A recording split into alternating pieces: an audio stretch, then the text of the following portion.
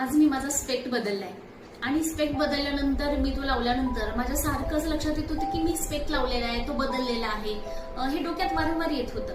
मग गाडी चालवताना सुद्धा माझ्या डोक्यात तोच विचार होता. तर त्यावेळेस असं वाटत होतं की माझ्या डोळ्यावर वेगळा स्पेक्ट लावलेला आहे आणि त्या समोरच्या गाडीचा लाईट माझ्या चष्म्यावर पडेल आणि त्यामुळे मला रस्ता समोरचा व्यवस्थित दिसणार नाही, असे विचार वारंवार येत असल्यामुळे मला बरंचसं गाडी चालवताना डिस्टर्ब झाल्यासारखं वाटलं. थोडा वेळ थांबल्यानंतर मी मनात विचार केला की असं समजायचं की मी स्पेक्ट लावलेलंच नाही आणि सरळ रस्त्यावर फोकस करायचं. तसं केल्यानंतर मला रस्ता अगदी साफ सुथरा दिसायला लागला आणि आपल्या आयुष्यात सुद्धा होत असतं.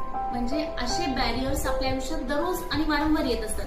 आपला फोकस किंवा आपला रस्ता निश्चित असतो, पण बऱ्याचदा असं होतं की तुला जमणार नाही, तुझ्याच्याने होईल का, तू हे करू शकत नाही, कशाला उद्योग करते, सोडून दे सगळं, अशा अनेक गोष्टी आपल्या कानावर त्यावेळेस आदळत असतात. आणि मग आपला जो ध्येय असतं, आपलं जे आपण निश्चिती केलेली असते, त्याच्यात कुठेतरी बॅरियर आल्यासारखं होतं.